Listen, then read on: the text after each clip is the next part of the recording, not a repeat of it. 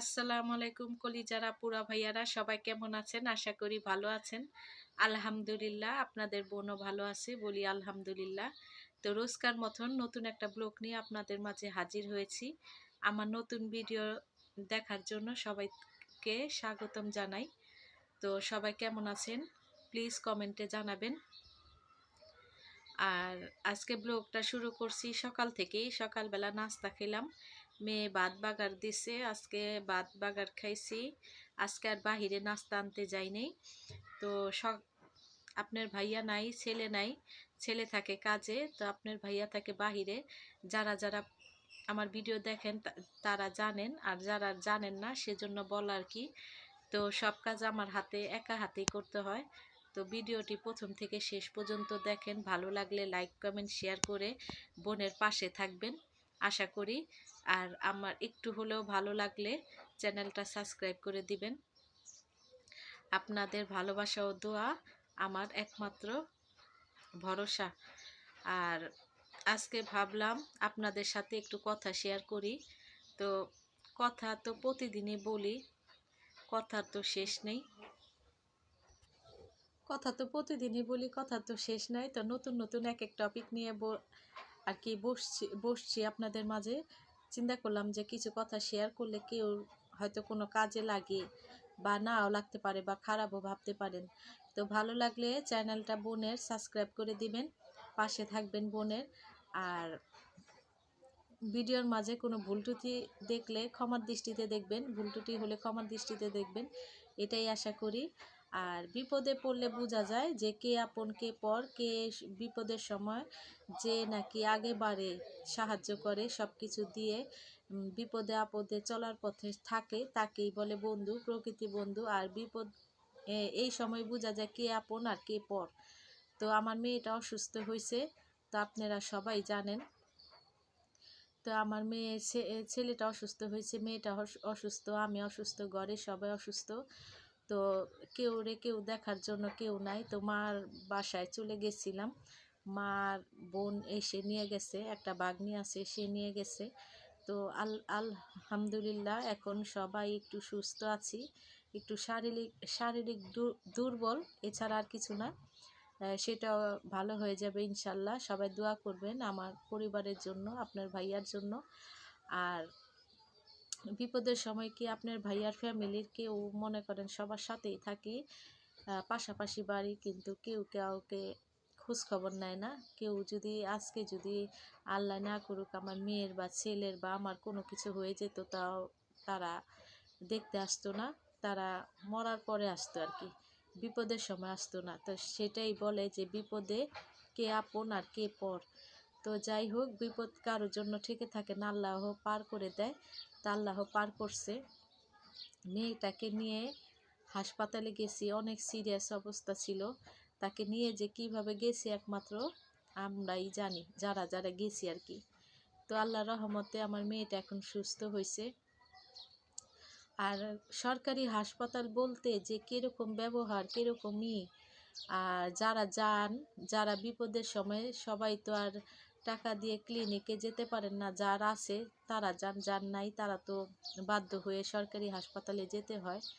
আমাদের তো আরও সেরকম মনে করেন অর্থবিত্ত নাই যে আমরা সেখানে যাব টাকা দিয়ে ক্লিনিকে। আর কি সরকারি হাসপাতালে একটা কাগজপত্র করতে করতে দেখা যায় একটা রুগী বা রাস্তায় বের হলে জামের চোটে বোঝা যায় যে একটা রুগী কতক্ষণে যে মনে করেন হাসপাতালে পৌঁছাতে অনেক সময় অনেক রুগী মারা যায়।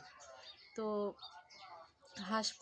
সরকারি হাসপাতালেও মানুষের ব্যবহার আচার এত খারাপ, ডাক্তার বলেন নার্স বলেন, এরা মনে করেন সহজে একটু ভালো করে ছুঁয়ে দেখে বলে না যে কি সমস্যা, কি হয়েছে কি না হয়েছে। তাড়াতাড়ি দেখি একটা সিরিয়াস রুগী, তারা কাগজ কলম করতে করতেই অনেকটা দেরি হয়ে যায়।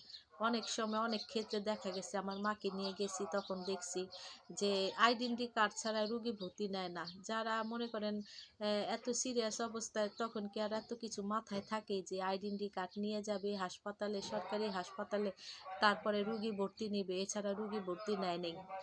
তো আমি বাধ্য হয়ে আমি বাসায় ফোন করে আমার মেয়েকে বলছি, সে নাম্বারের কার্ডটার নাম্বারটা বলছে, তারপরে ভর্তি নিছে। তো চিন্তা করেন, একটা রুগী ততক্ষণ সময় তো একটা যে কোনো দুর্ঘটনা ঘটে যেতে পারে। আর মেয়ের সময় গেছি, মেয়েকে ইমার্জেন্সি নিয়ে গেছি মিটফুট হাসপাতাল, ডাক্তারটা লিখে দিছে ওষুধ, সেলাইন, সুই, আনছি। রুগী নার্স, তার কাজ রাত থেকে সকাল পর্যন্ত যত রুগী আসবে তার দেখাশোনা, সেবা যত্ন করবে। কিন্তু তা না, সে বলছে, সে প্যানর প্যানর, সে কেমন ব্যবহার, মুখ চোখ কালা, মনে করেন একটা রুগী দেখে তো দেখে না, বলতাছে যে রুগী আসতেই থাকে আসতেই থাকে, কত রুগী যে দেখবো, রুগীর কোনো শেষ নাই। রুগীর সাথেও খারাপ ব্যবহার, খারাপই, যে রুগী যে একটা সেন্সে নাই, আমার মেয়ে যে একটা সেন্স নাই, তার তার সাথে যে একটু সুলভ ব্যবহার করে ভালো করে একটু কথা বলবে, আমার মেয়ে বুঝতে পারতেছে না সেলাইনটা দিবে, হাতটা মুঠি করতে হবে, হাতটা মুঠি করতে পারতেছে না, সে বুঝাইবো, সে ঝাড়ি মারতাছে, সে বলতাছে কত রুগী কত রুগী।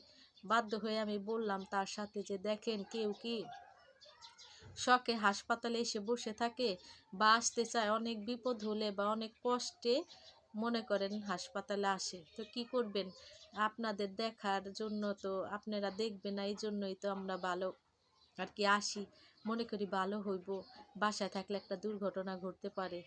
তো মনে করেন তারপরে সেলাইন সুই দিছে। আরেকজনে বলি যে আরেকটা পরীক্ষা দিছে যে স্যার, যে রক্তটা এই এই এই পরীক্ষাটা কিসের জন্য দিছে, সে বলতে পারে যে আমি জানি না, যে ছিল তার সাথে আপনি করবেন। বলে যে আমি কি বাসার থেকে দেখে এসেছি যে আপনার কাগজে কেমন কি, আপনি জানেন, আপনি যাই জিজ্ঞেস করে আসেন। তো সরকারি হাসপাতাল বলতেই সব মানুষই মনে করেন ব্যবহার খারাপ, ব্যবহার এত খারাপ, জঘন্য, যা বলার মতন না। কি করব, বাধ্য হয়ে মনে করেন আমি আবার গেছি ডাক্তারের রুমে যে কথা বললাম, যে বলল যে এটা রক্ত পরীক্ষা, আপনার মেয়ের শরীরে নোনা পানি কতটুকু আছে বা কতটুকু, এটা কি ভালো নাকি খারাপ, স্যালাইনটা দেওয়ানোর পর সে বুঝিয়ে দিল। আর মনে করেন আমি আমি অসুস্থ, আমি একটা টিকিট কাটছি, সে দেখবে, আমাকে দেখেনি, আমাকে দিয়ে দিছে ট্রান্সফার করে, যে লাইন ধরে দাঁড়ায় থাকতে, তো এটাও বলেনি ডাক্তারে যে আপনি এখনই যায়া সিরিয়ালে টিকিট কাউন্টারে দাঁড়ান, তারপরে টিকিট নিয়ে, এই টিকিটে হবে না, এই টিকিট আবার আরেকটা টিকিট নিয়ে ডাক্তার দেখাইতে হইব। এত রিকোয়েস্ট করলাম, যে জানি না যে ডাক্তার দেখাবো, স্যার আমার এই টিকিটে দেখে দেন, বলে কি যে না, টিকিট তো কেনার কোনো কথা না, 10 টাকা টিকিট, কিন্তু এত লাইন, এত সিরিয়াল, এত মানুষকে বললাম যে আমাকে একটা টিকিট কেটে দেন, আমার মেয়েটা ইমার্জেন্সি ভর্তি, তাকে বসায় রাখছি, আমি তো একসাথে আসছি, চলে যাব, তো আপনারা আপনাদের মধ্যে থেকে একটা টিকিট আমাকে কেটে দেন। এত মানুষকে বললাম, কোনো মানুষ রাজি হইলো না যে একটা টিকিট কেটে দিব। তো বিপদের সময় যদি মানুষ, মনে করেন বিপদের সময় যদি মানুষের কাছে, মানুষের পাশে না থাকে, তাহলে বলেন কে কার পাশে থাকবে। একটা আপদ বিপদ হইলে, এখন আমি যদি না দেই, আপনি যদি না দেন, তাহলে এভাবেই দিনটা যাইবে। যে আছে না যে মানুষ মানুষকে সহযোগিতা করি, সাহায্য করি, এটা কোনো আর কি আমাদের বাংলাদেশে কোনো প্রচলন নাই। কে কারে ক্ষতি করতে পারবো এটা করতে পারে সুন্দর, কিন্তু ভালো করতে পারে না। মনে করেন আমাকে একটা, কি আমি এতক্ষণ দাঁড়িয়ে রইলাম, আমি এত বললাম যে আমাকে একটা টিকিট কাইটা দেন, কিন্তু না, কেটে দিল না কেউ।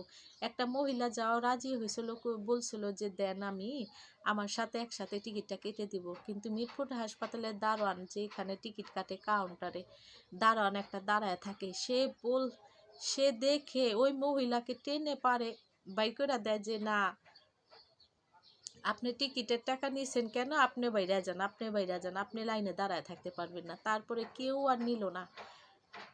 একটা মানুষ মানুষের উপকারে আসে না, এটা কেমন বলেন। তো আমি না পারতিকে আমার মেয়েকে নিয়ে চলে আসলাম, আমি আর ডাক্তার দেখাইলাম না, আমি না পা প্যারাসিটামল সেটা খেয়ে খেয়ে মনে করেন আস্তে আস্তে ভালো হইলাম। তো আজকে আর কি বলবো, এতটুকুই বললাম, আপনাদের মাঝে কথাগুলো শেয়ার করলাম। হাসপাতালের এমন পরিস্থিতি, হাসপাতালে মানুষ কেউকে দেখে না, হাসপাতালে অনেক কষ্ট, হাসপাতালে বলতেই মানুষ অর্ধেক রুগী হয়ে যায়, এই টানা হেঁচড়া লাইন ধরে, সিরিয়াল ধরে, টিকিটের টিকিটের এখানে সিরিয়াল, আবার মনে করেন ডাক্তারের রুমের ওইখানে সিরিয়াল, আবার মনে করেন এই ওষুধ কেনার সিরিয়াল। তো সব কিছু সিরিয়াল, রুগী হইলেও টিকিটটা ওষুধটা কিনতে যাব সেখানেও সিরিয়াল। তো সব জায়গায় সিরিয়াল, আর কি বলার আছে। তো যাই হোক, আজকে আর কথা বাড়াবো না, অনেক সময় হয়ে গেছে। তো আজকে রান্না করছি আমি ডাটা দিয়ে, আলু দিয়ে, ঝাটকা মাছ দিয়ে, টমেটো দিয়ে রান্না করছি, আর টমেটোর খাট্টা রান্না করছি। তো এই তো, ভালো লাগলে চ্যানেলটাকে সাবস্ক্রাইব করে সাথে থাকবেন, আর খারাপ লাগলেও কমেন্টে জানাবেন। আমি আপনাদের বোন, ভুল ত্রুটি হয়েছে কথার মাঝে অনেকটাই, বা আমি ভুল বলতেও পারি। কেউর কাছে খারাপ লাগলে, আমার কথায় একমত না থাকলে কমেন্টে জানাতে পারেন। তো আজকের জন্য আল্লাহ হাফেজ।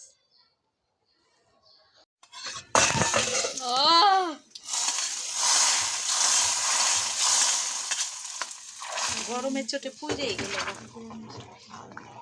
টমেটোর খাট্টা রান্না করলাম, কড়াই কারণে পেঁয়াজ পড়ে গিয়েছে।